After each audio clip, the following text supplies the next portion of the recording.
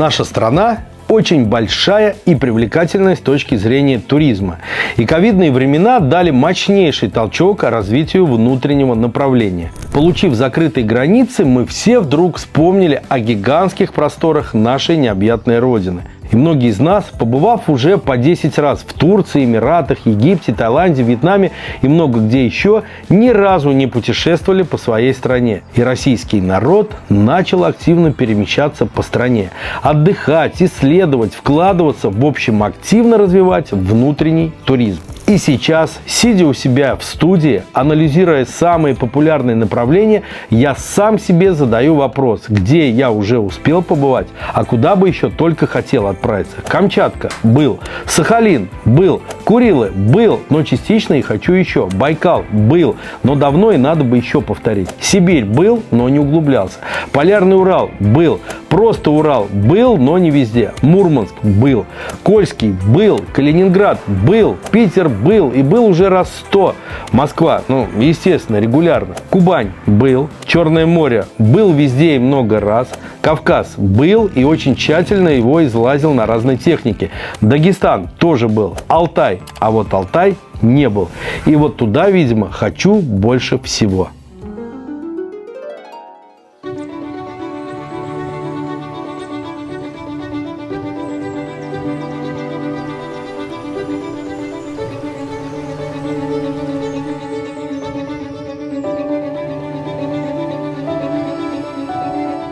Честно скажу, идея отправиться на Алтай возникала уже несколько раз.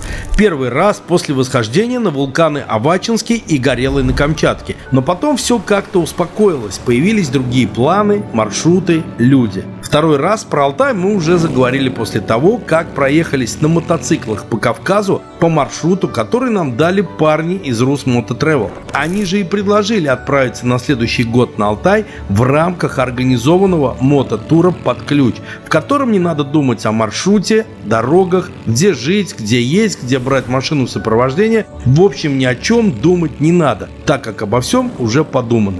И это нас подкупило, так как захотелось, помимо посещения этого удивительного региона, проверить, что же такое организованный мототур от Rus Moto Travel.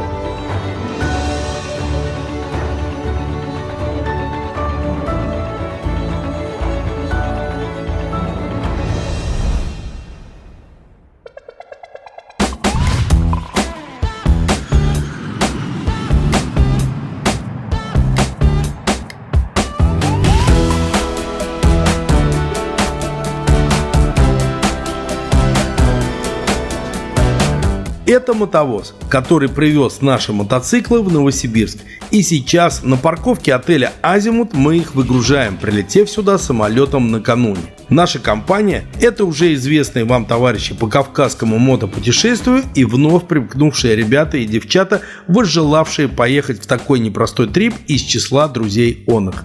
Пока идет выгрузка наших мотов, скажу, что не все стали отправлять свои мотоциклы автовозом, имея на то разные причины. У кого-то просто нет мотоцикла подобного класса. Кто-то просто не успел это сделать, приняв решение ехать за 3 дня до старта. И если честно, то великого смысла отправлять именно свой мод с точки зрения экономии нет. Стоимость доставки туда и обратно соизмерима со стоимостью аренды мотоцикла у Rus Moto Travel.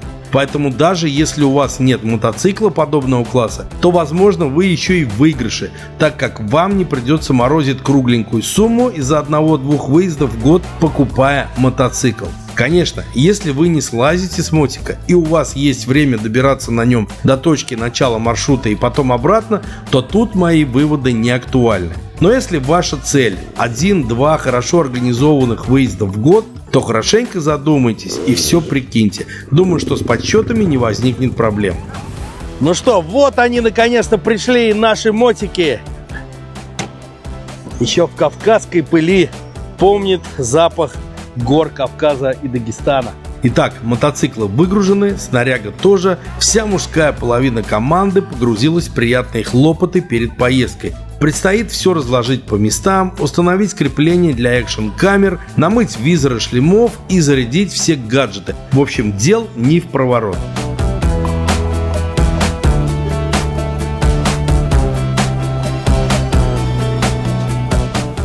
А вечером у нас был запланирован ужин с гидами Rus Moto Travel Антоном и Димой в одном из ближайших ресторанов Новосибирска. Плюс как раз к брифингу подоспел и последний член нашей команды Павел, который по сути только что прилетел из Москвы. В общем, нам с вами предстоит проехаться по вот этому маршруту.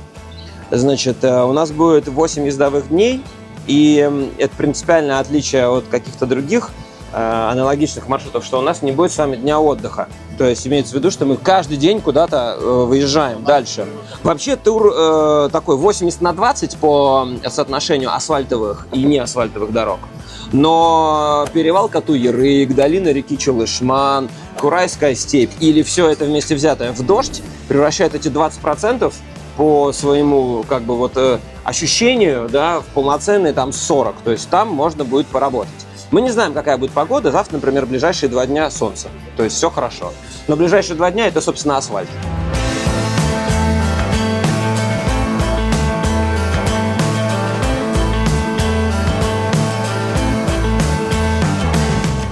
После брифинга и ужина ребята подарили нам памятные толстовки, которые очень даже нам пригодились позднее.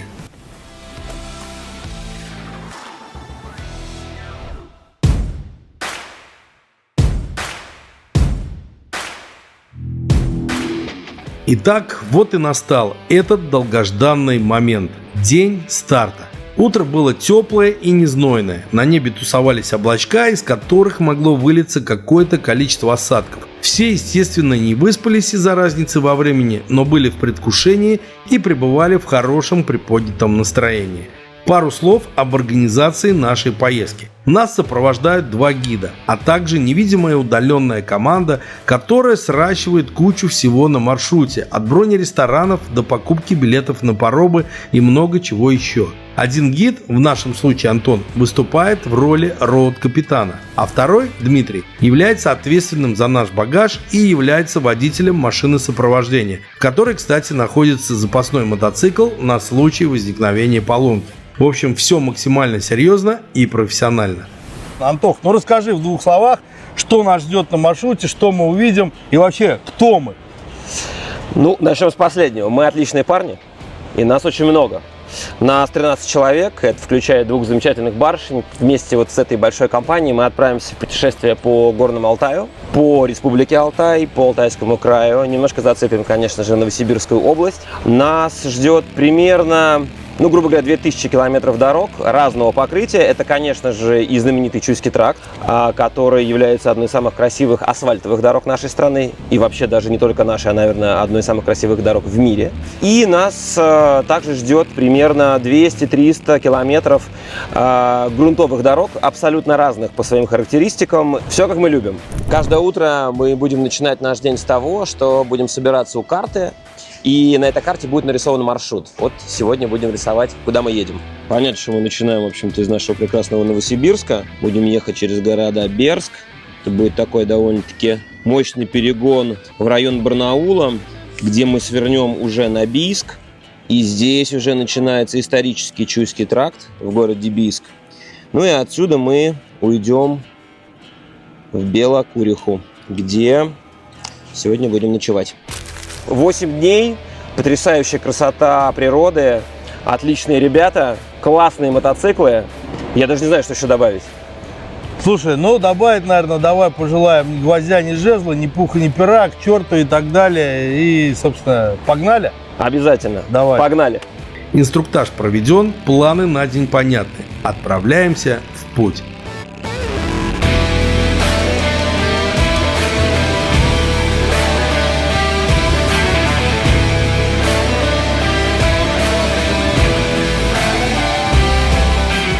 Как и говорил Антон, сегодняшний маршрут далеко не самый интересный, и нам нужно было выскочить из Новосибирской области и въехать в Алтайский край. Сначала мы потолкались на выезде из Новосиба, периодически разрывая колонну и вновь собираясь.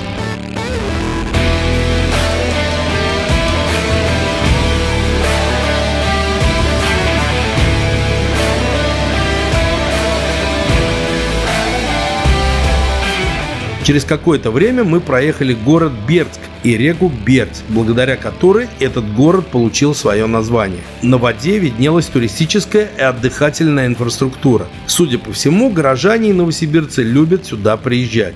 Далее держим путь на город Бийск. Дорога живописная и хорошо сделанная. Ехать в кайф.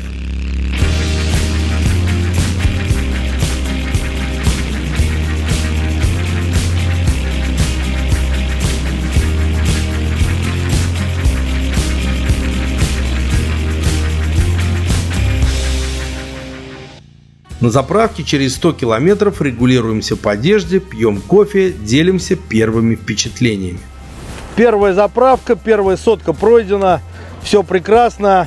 Погода прекрасная. С одной стороны не жарко, с другой стороны есть некий предвестник дождя, но вроде как тучки такие, не сильно активные. В общем, ехать здорово, все вкатились, прикатились. И отъехав от Новосибирска буквально километров 50, началась чувствовать природа Новосибирской области, природа Алтайского края. Чувствуем его запах приближающейся красоты и вкусноты.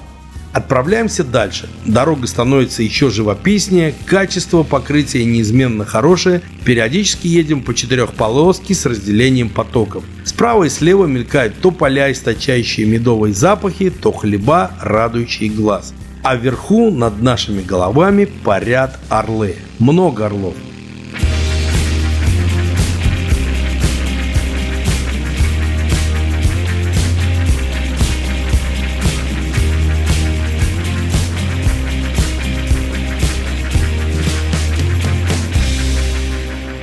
Через какое-то время подъезжаем к монументу, мимо которого никак не проехать. Что ж, вот она, та самая знаменитая стела, которая говорит, что там находится Алтайский край, а там Новосибирская область. Ну, здравствуй, Алтай! Фотографируемся у этой знаковой стелы и считаем, что именно с этого момента начинается по-настоящему наше алтайское путешествие.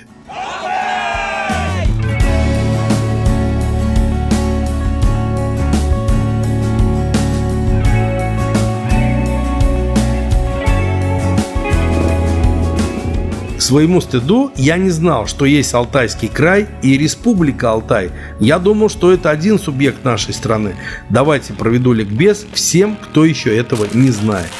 Алтайский край и Республика Алтай – это два разных субъекта Российской Федерации, хоть и находящиеся рядом друг с другом. Несмотря на почти 70-летнюю совместную историю, регионы настолько разные, что сравнивать и уж тем более спутать их невозможно. Если жители Новосибирской или Томской областей говорят «мы поехали на Алтай», то от жителей Алтайского края вполне можно услышать фразу «мы поехали в Горный». Алтай у двух регионов общий, но Горный он только в республике. Понять, где ты находишься, проще всего по названиям населенных пунктов. В Республике Алтай они чаще алтайские. Усть-Незя, Кошагач, Усть-Кокса, а в Алтайском крае русские – Образцовка, Алтайская, Белокуриха. Но это если вкратце. А мы тем самым приехали на обед. И сейчас проверим, чем же кормят еще не сильно усталых путников здесь на трассе. Мы практически доехали до города Бийск. И, как говорят наши гиды, знаменитое кафе «Облепиха». Сейчас узнаем, чем оно знаменито. Ну, скорее всего, наверное, облепихой, раз облепиха.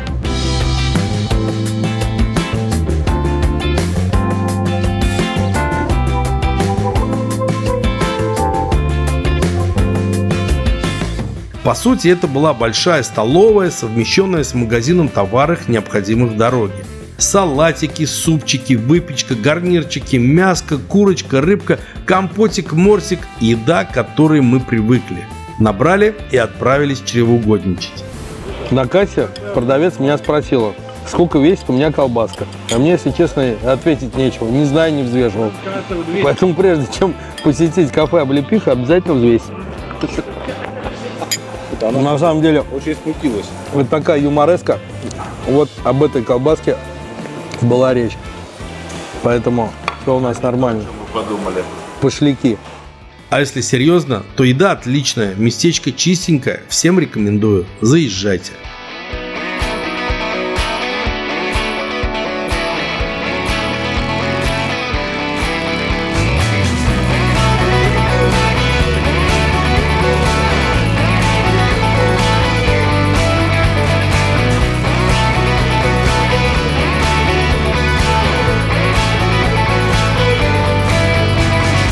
Двигаемся дальше в сторону Бийска. По пути несколько раз нас пытался намочить дождь. Но дорога судьба нас отводила от этого мокрого мероприятия, и мы, словно ведомые невидимым лоцманом, лавировали между грозовыми тучами. Нам каким-то образом сегодня везет с дождем. Периодически он на нашем маршруте возникал, но как только первые капельки начинают падать, нас дорога уводит либо направо, либо налево. И сегодня мы практически уже третий раз его минуем. Но и сейчас, собственно, он вот чуть-чуть подкапывает, но я уверен, что это лишь его окончание. Переждав небольшой дождик, мы отправились дальше, на встречу с городом Бийском, до которого уже было совсем недалеко. Лично я до посещения этого города знал о нем только то, что здесь есть котельный завод, на котором производят огромные мощные промышленные котлы марки БКЗ. И расшифровывается аббревиатура так – Бийский котельный завод. И знаю это лишь потому, что в далеком 1999 году я закончил обучение на теплоэнергетическом факультете в Самарском техническом университете. Но Бийск имеет очень интересную историю и архитектуру. И, конечно, мы провели здесь преступно мало времени ввиду очень жесткого тайминга. Но я все же немного расскажу об этом важном для страны городе. Бийск – один из 6 городов России и единственный за Уралом, основанный по именному указу императора Петра Великого как форпост, имевший важное военно-стратегическое значение. К концу 19-го, начала 20-х веков Бийск становится крупным торгово-купеческим центром Юга Сибири, торгующим с Англией, Францией, Германией. Бийск входит в Союз исторических городов Российской Федерации. В нем 262 памятника архитектуры, истории и культуры. По его территории в 3-м тысячелетии до нашей эры проходило северное ответвление Великого Шелкового пути. Из Бийска берет начало легендарный Чуйский тракт. Практически все экспортно-импортные связи России и Монголии осуществляются через этот город. На данный момент город является важным туристическим центром, с которого начинаются практически все маршруты по Горному Алтаю.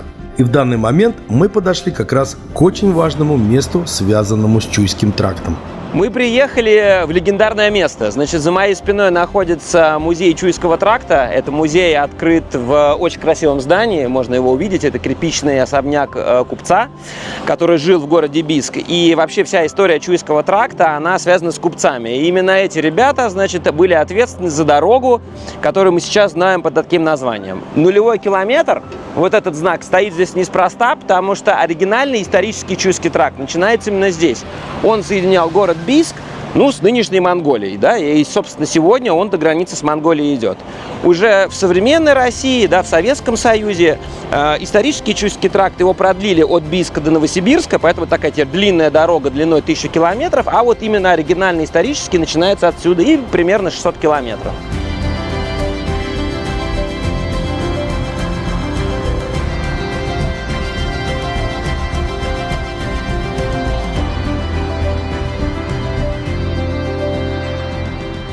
Проехав через Бийск, мы отправляемся в сторону знаменитого на всю страну курорта Белокуриха. И вот здесь уже начинается настоящая алтайская красота.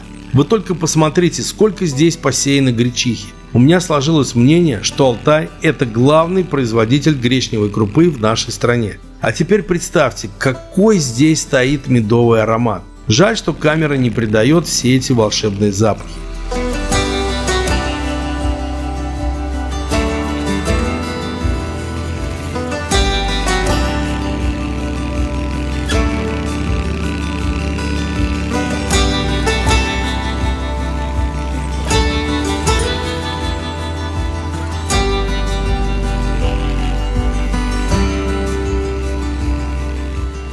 В какой-то момент перед нами появляются горы, и мы понимаем, что до Горного Алтая уже совсем чуть-чуть. Но немного не доезжаем, мы сворачиваем и двигаемся параллельно хребту к месту нашего пристанища на эту ночь.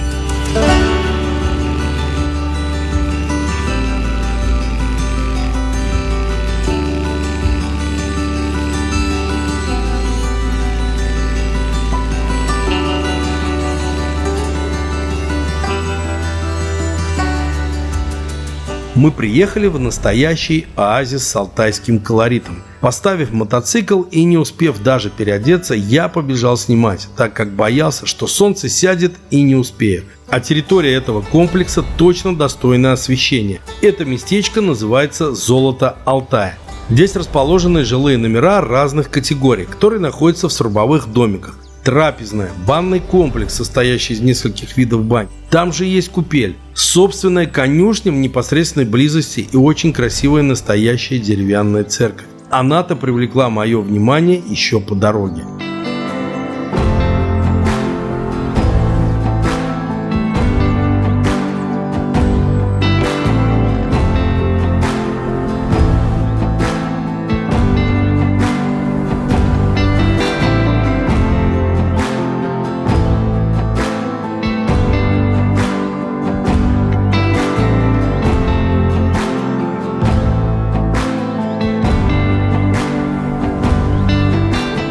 Поднявшись ввысь, я понял, что история про коней здесь доминирующая, так как сверху стало понятно, что за озером расположен настоящий ипподром. Да и вообще конный спорт и конные прогулки очень популярны на Алтае. И забегая вперед, скажу, что когда мы позже пойдем на ужин, то увидим множество конно-спортивной атрибутики. А впереди всех желающих ждала банька с настоящими дубовыми веничками и парильщиком Алексеем. Друзья, но золото Алтая – это не только комфортабельные интерьеры, прекрасное жилье, это еще и баня, и притом настоящая баня от умельцев, которые делают такой же пар в Сандунах. Давайте пойдем и испытаем на себе все гостеприимство золота Алтая.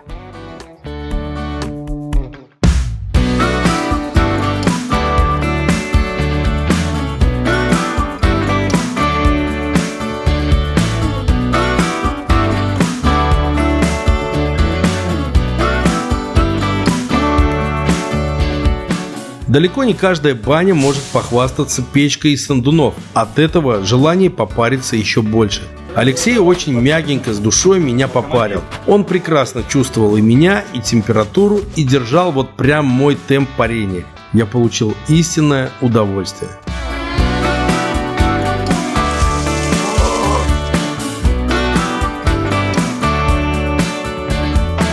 Вот это я понимаю. До конца продуманный мототур. Организация бог. Потом еще заходик на свежий порог и снова капка холодной воды. Не все члены нашей команды отправились париться. Некоторые поехали поисследовать местные ухабы и грунтовочки. И, как выяснилось, напрасно. На одном из грязевых участков один из членов нашей команды неудачно упал практически на месте и сломал ключицу. И для него это путешествие по сути закончилось. Хорошо, что у него здесь были друзья, которые оперативно приехали за ним и отвезли в аэропорт. И как выяснилось позднее, уже утром в Москве ему сделали не самую простую операцию. А нам оставалось пойти на ужин, обсудить случившееся и сделать выводы. Наверное, это какой-то знак, который оградил Андрея Аркадьевича от каких-то более серьезных неприятностей. Вот, и будем надеяться, что все будет хорошо. Пожелаем ему поскорее поправиться, чтобы последствия были минимальными, операция прошла успешно. Ну, на тот момент, когда мы сейчас это будем смотреть, уже все, думаю, будет хорошо. Тем не менее, тем, кто будет смотреть это видео, можем посоветовать трезво оценивать свои силы, навыки эндуро, в первую очередь, и обстановку окружающую, потому что навыки навыками, а иногда бывает все очень подленькое вокруг, так что и навыки даже не вывезут. Нет, и если мы приехали париться в баню, то надо идти и париться есть в баню. вкусные алтайские пельмени, то надо идти Из есть морала. пельмени, да, из морала, и париться в бане. Да.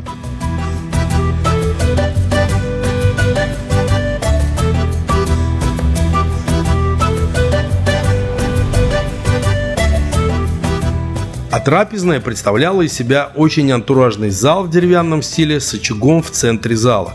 Как я и говорил, здесь стояло множество наград в конном спорте и огромная резная клетка, в которой жили канарейки.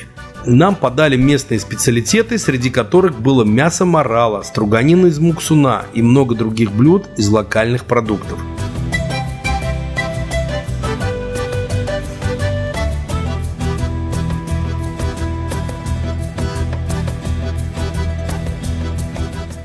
Друзья, вот та самая знаменитая строганина из Муксуна.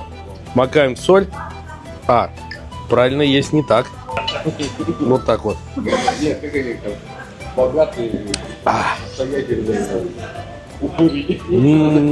Вот так гастрономично и непредсказуемо и закончился наш первый мотодень.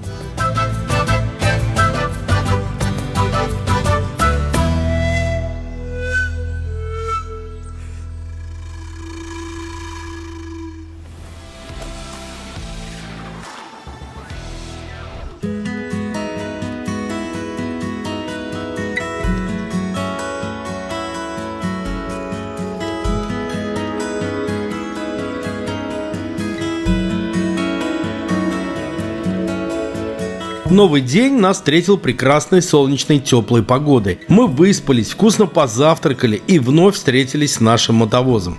И ввиду того, что вчера у нас произошел неприятный инцидент, мы сейчас погрузили его мотоцикл в мотовоз, потому что мотовоз все эти дни находится в этих краях. Единственное, ему пришлось съездить с Новосибирска сюда, в район Белокурихи.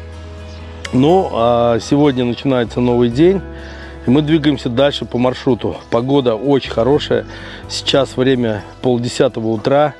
По ощущениям градусов 30 уже. То есть сегодня будет прям жарко-жарко.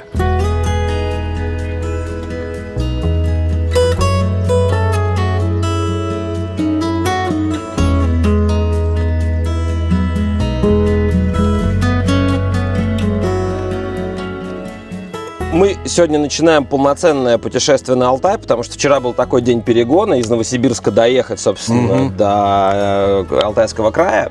Сегодня мы уже отправляемся в Республику Алтай, и сегодня мы окажемся в столице этого региона, в Горно-Алтайске. С утра выйдем, другими дорожками поедем, не теми, которыми вчера заезжали. И через Белокуриху поедем через небольшой перевальчик, там отличная такая смотровая, можно на сопочке скарабкаться, такой супер легкая эндуро вообще, по такой погоде элементарно. И дальше будем двигаться в сторону Катуни. Там на берегу Катуни, значит, есть такой довольно-таки колоритный рынок. Тут это мед, варенье, там чай, вот это все, что мы любим. Полные кофры забьем. Это точно. И уже шикарной такой симпатичной дорогой поедем в Артыбаш. Собственно, Артыбаш — это небольшой такой городок, даже, наверное, поселок, который находится в месте, где река Бия вытекает из Телецкого озера. То есть сегодня мы окажемся на Телецком озере. Здорово, заинтриговал. Давай, в путь. Давай. Погнали. Погнали.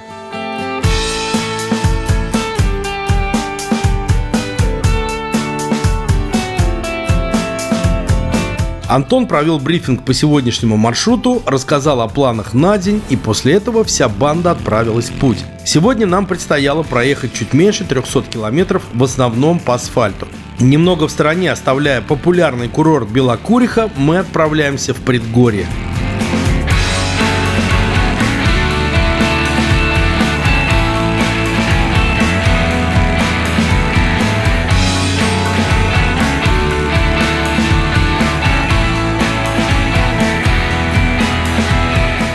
Продолжаем удивляться количеством полей с гречихой, наслаждаться запахами алтайского разнотравья и фактурой местных деревушек.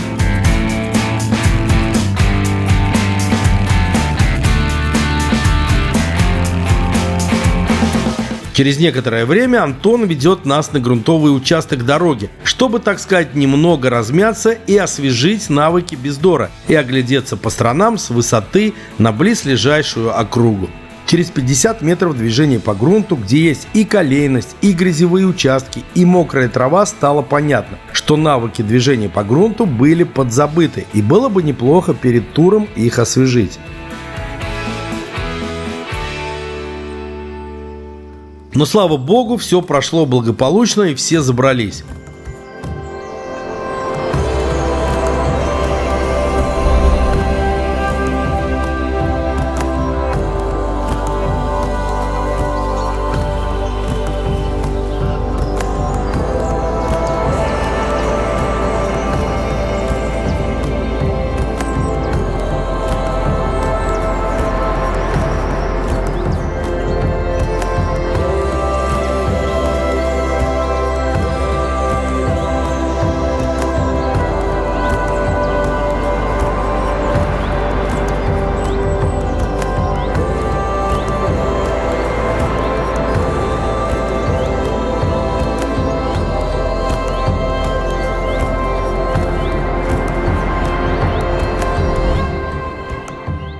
Красота Алтая реально подтверждается.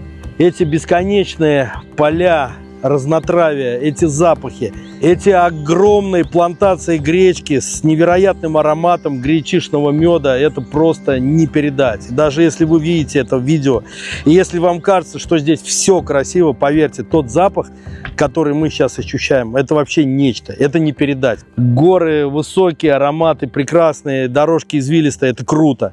Полюбовались, попили алтайского чая, передохнули, немного поджарились на солнышке и отправились дальше.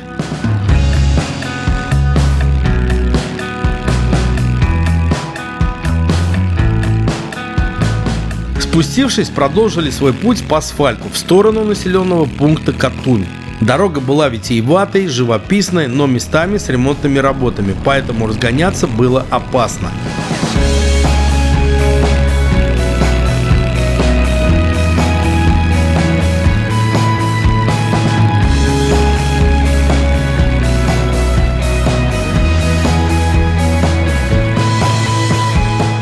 Пошли настоящие алтайские пейзажи, которые я себе и рисовал в воображении перед поездкой. Периодически дорога шла вдоль рек и озер. Было много поворотов, горы, луга, старенькие деревянные домушки. Все как и хотел.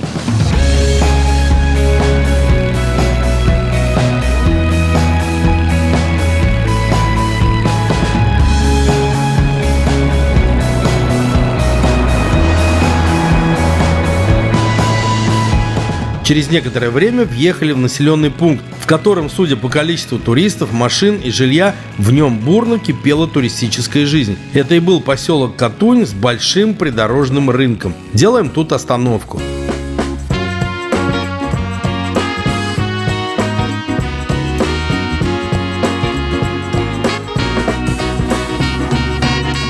Здесь находится огромный туристический рынок, где можно купить мед, орешки, чай. Собственно, что мы и сделали. Вот посмотрите, как поступают оптовики.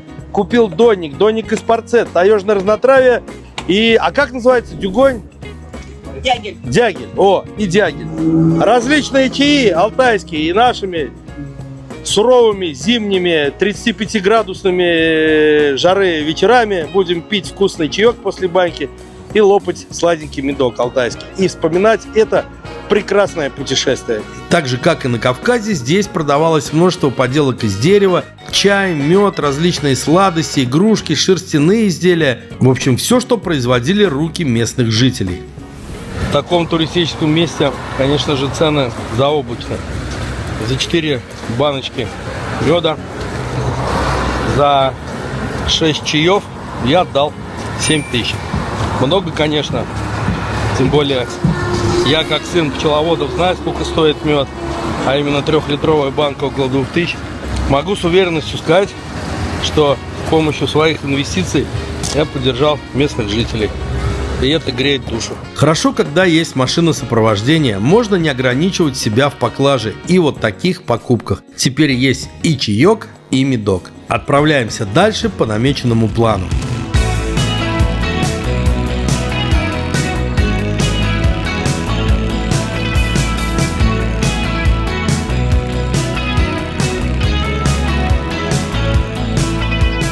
Далее наш путь лежал через столицу Горного Алтая, город Горно-Алтайск. Но этот город остался для нас загадкой, так как времени на посещение его достопримечательностей не было совершенно. Да и температура в плюс 35 не располагала к прогулкам в мотоэкипировке. Мы лишь здесь остановились для того, чтобы отобедать в атмосферном ресторане, расположившемся прямо в старой типографии.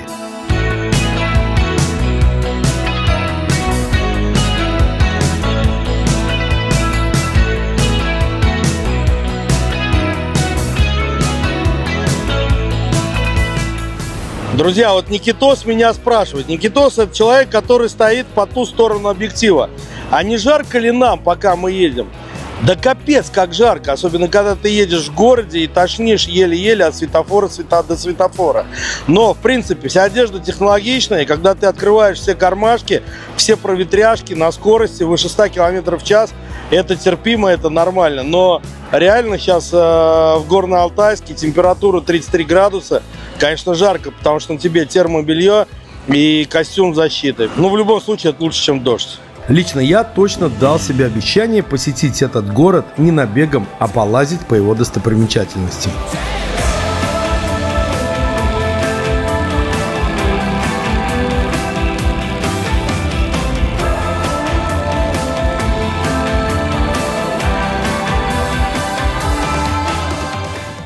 Проехав еще немного, останавливаемся еще в одном сладком месте.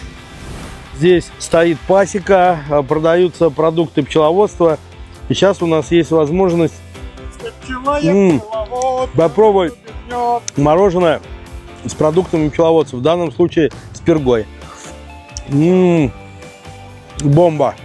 Сняв пробу мороженого с продуктами пчеловодства, отправляюсь на пасеку, понаблюдать за пчелами, которые как раз заняты взятком, и в этот момент они очень добрые и приветливые, и скорее всего жалить не будут. Это я знаю как сын пчеловодов, который в свое время на пасеке провел все детство и отрочество. Видите, пчелы сидят около литка и машут крыльями в сторону улья. Этот процесс называется вентилированием. Смысл процесса такой: пчелы массово создают ветер и таким образом испаряют с нектара, который они заложили в соты, лишнюю влагу, превращая его тем самым в вызревший мед.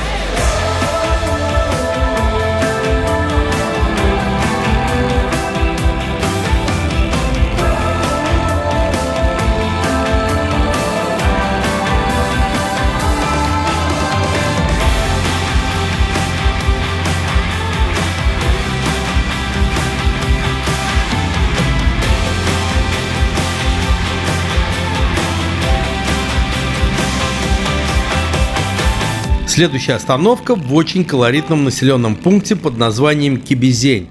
Первое, чем нам приглянулся этот поселок, конечно же, своим географическим расположением. С одной стороны вековые ели и сосны, с другой река Бия, а вокруг горы. Красота неописуемая.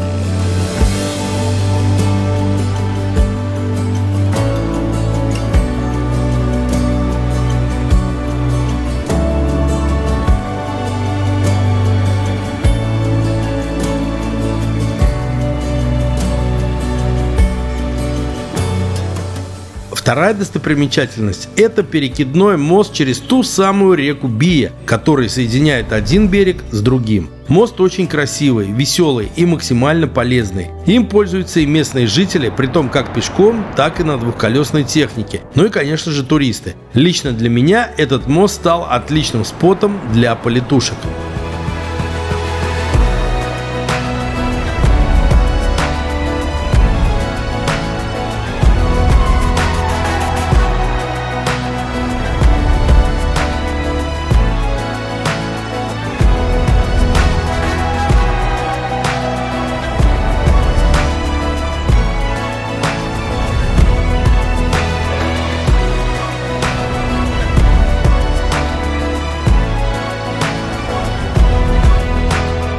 Ну и, конечно же, мы, организованной группой, также по нему прошлись, любуясь быстрой и мощной рекой Бия. А еще сделали фоточку на память.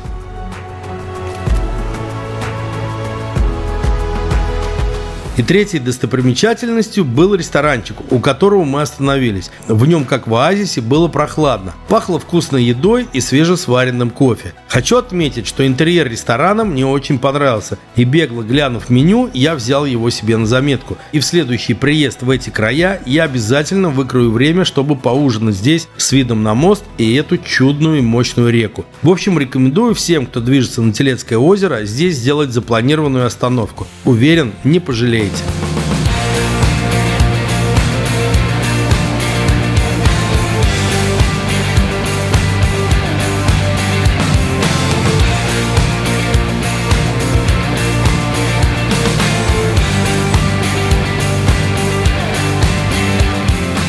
Тем самым мы вышли практически на финишную прямую, и нам осталось не так-то много до поселка Артыбаш. Этот участок пути был очень красивым. Солнце уже было не такое активное, а хвойные деревья и река Бия, которые нас сопровождали, наполняли наш путь столь необходимой прохладой. И ехать было в кайф, несмотря на то, что все уже несколько притомились.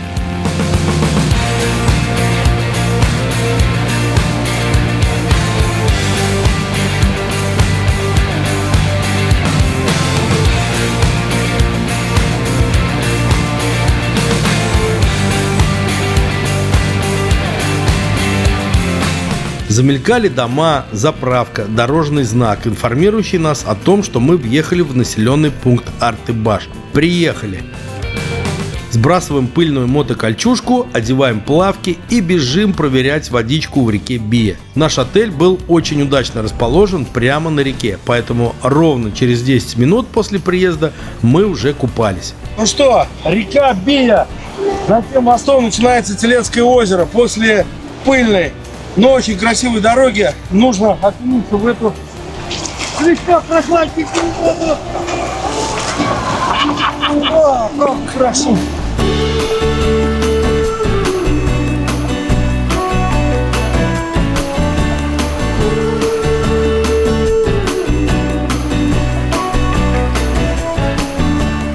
Около берега река Бия имела не такое мощное течение, и купаться было одно удовольствие. Водичка, по ощущениям, была градусов 18-20 и очень хорошо охлаждала и расслабляла.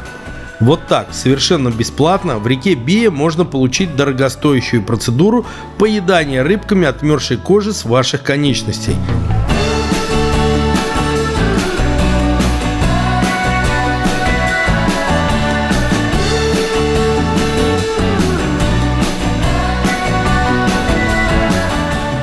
Артыбаш – достаточно большой поселок, расположившийся на северной оконечности Телецкого озера. Здесь же находится исток реки Бия, через которую перекинут автомобильный мост. Поселок в основном живет туризмом, поэтому здесь расположено большое количество гостиниц, кемпингов, турбаз и домов под сдачу. Туристам здесь предлагаются пешие прогулки, конные, водные, моторизированные во всех его проявлениях. Отсюда же в сезон отправляются многочисленные паромные переправы на другой конец Телецкого озера. Но об этом мы будем рассказывать в следующей серии.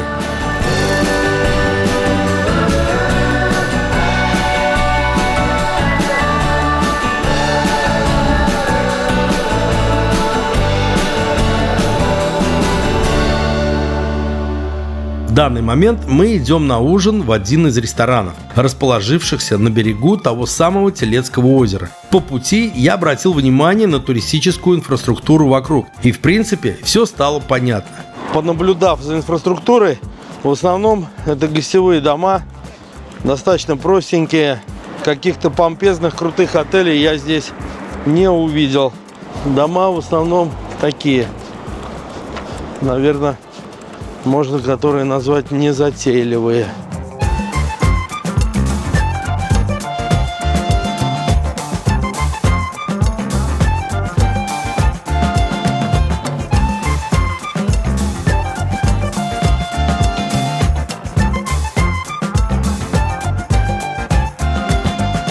Территория ресторана выглядит так. С него открывается прекрасный вид на Телецкое озеро. И это уже действительно Телецкое озеро, как я и говорил, за мостом. Это как раз река Бия, а с этой стороны уже настоящее Телецкое озеро собственной персоной. Дифирамбы этому ресторану я петь не буду, так как, несмотря на то, что блюда были здесь в принципе неплохими и преимущественно из локальных продуктов, сервис явно хромал. Сказывалась либо нехватка персонала, либо неправильное управление рестораном. Но сама локация и концепция были очень даже неплохими. Да, и на втором и третьем этажах располагалась гостиница с прекрасным видом на озеро. Честно скажу, наша гостишка была попроще, но нас это как-то не особо волновало, поскольку нам предстояло лишь поспать около 5 часов и отправиться дальше в путь.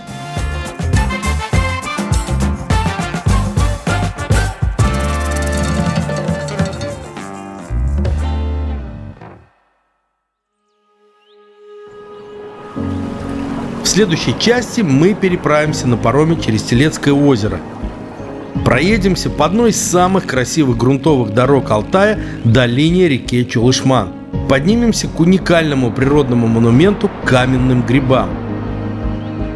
Заберемся на перевал Кату-Ярык и доедем практически до границы с Монголией поселка Кошагач.